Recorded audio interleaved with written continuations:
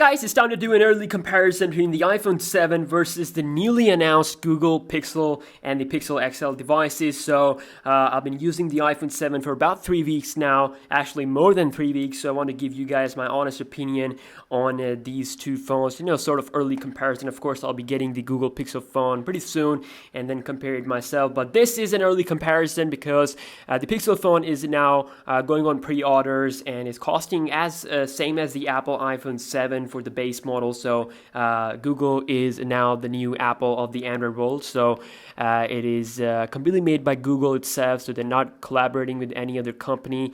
And it's a complete Google product. And they are, like I said, being the Apple of Android world, pricing it as much high as they can. So yeah, now the price is similar. Now we have to decide which one is more worth your money. So first off, you talk about the design and build quality. The iPhone 7, of course, here is using the same design as the iPhone 6s. In fact, is using the same design as the iPhone 6 from the 2014. So we're not going to be talking about its material and everything. In 2016, every phone has metal, okay? Even $200 phone, they come with metallic build quality. So the Apple, they haven't done anything with the design of the iPhone 7. You're pretty much getting the same phone and it's boring. While at least Google, of course, they are pricing their phone higher, but they are coming with a big change. Compared to the last year's Nexus 6P and Nexus 5X, the new Google devices, Google Pixel devices are using a combination of a brushed aluminum and a gloss, and they also have kind of like roundish edges, so and a little bit edge to the screen, so they will look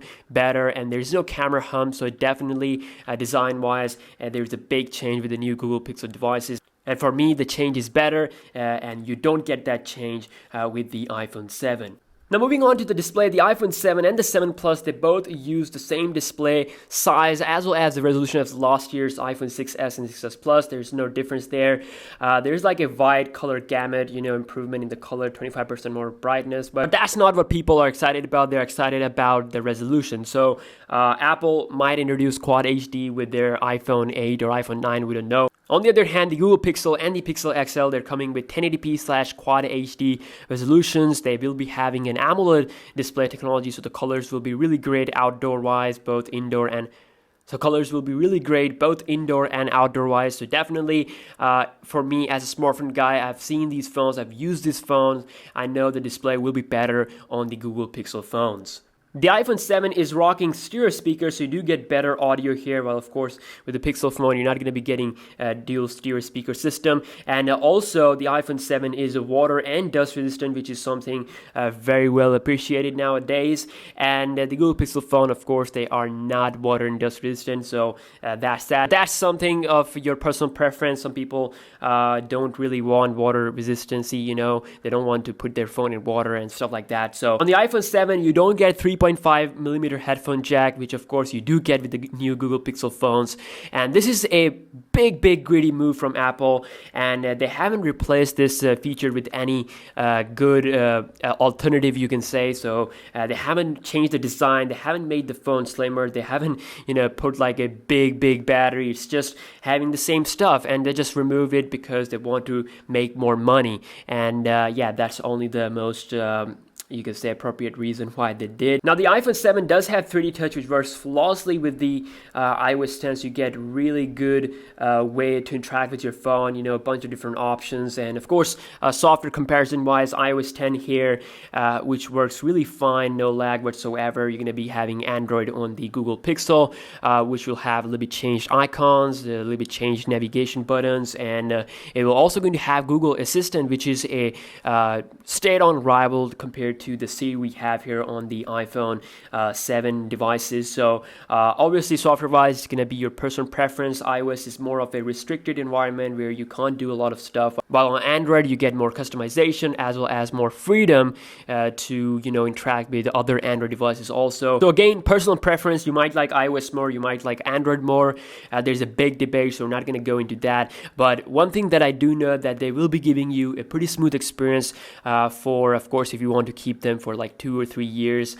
They will be giving you that. Also, moving on to the camera, the new Google Pixel devices, they are having a bigger score or higher score in the DxO mark, which is 89, more than the iPhone 7, which has 7 and the 7 Plus, which has 86. So of course, according to Google, it's going to be the most awesome phone camera, you know, but of course we'll be checking that out when that phone will be available officially. The iPhone 7, on the other hand, here that I personally tested out, the most improvement we have is with the low light conditions. You know, it's improved a lot compared to the iPhone 6s. It's having f1.8 aperture size. Pictures are looking sharp, and also the 4K footage is also looking great, but the autofocus is still not as fast as the Galaxy S7. So I really like the HDR Plus on my Nexus 6P, which gives really good photo quality. So here's a quick comparison of the photos between the iPhone 7 versus the Nexus 6P, and the HDR Plus will be more faster and much better with the new Google Pixel device. I really like it, and it actually has one of the best color exposure balance in all the smartphones, even better than the Galaxy S7 in my opinion. So that will be taken to the next level with the new Google Pixel devices. So of course we have to wait for the Google Pixel devices to come officially so that we can compare them side by side. But I do know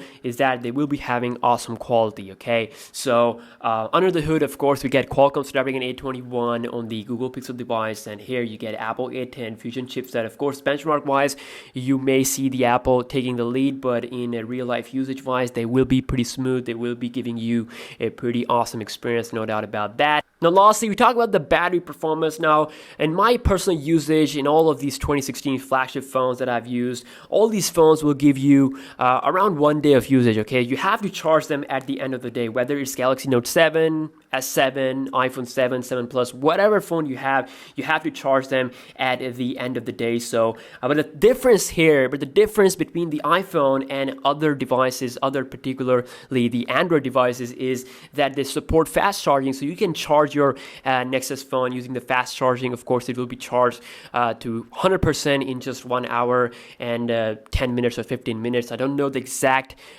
time, but it does support fast charging. While the iPhone here, the biggest drawback here, that it does not support fast charging. It does not support wireless charging. So I don't know what Apple is doing. They will introduce all this stuff with their accessories, whatever, you know, just to make more money. Remember, people are bashing Google about being greedy and everything, but Apple is more greedy here. Okay, so they removed the headphone jack or 3.5mm headphone jack just because they can make more money with their Lightning port. Okay, so both companies are greedy, but Apple is greedier. So yeah, like I said, fast charging is greatly appreciated, and that's something kind of a deal breaker for a lot of people, a lot of my friends. So yeah, that's actually the main reason why I haven't tried out iPhone as my main device. So yeah, that was a full early on comparison between the iPhone 7 versus the Google Pixel devices we have, and in a full verdict, if you want a changed design, and then definitely go with the Google Pixel devices. But with the iPhone, of course,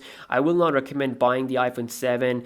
If you really want to buy the 7 series, then go for the 7 Plus, which offers like a secondary camera for that depth effect. But really, these iPhones are pretty much the same as last year. So if you want to buy, then go for the 6S.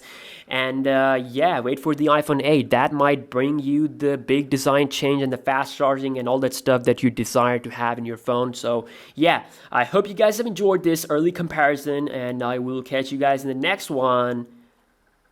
Peace out.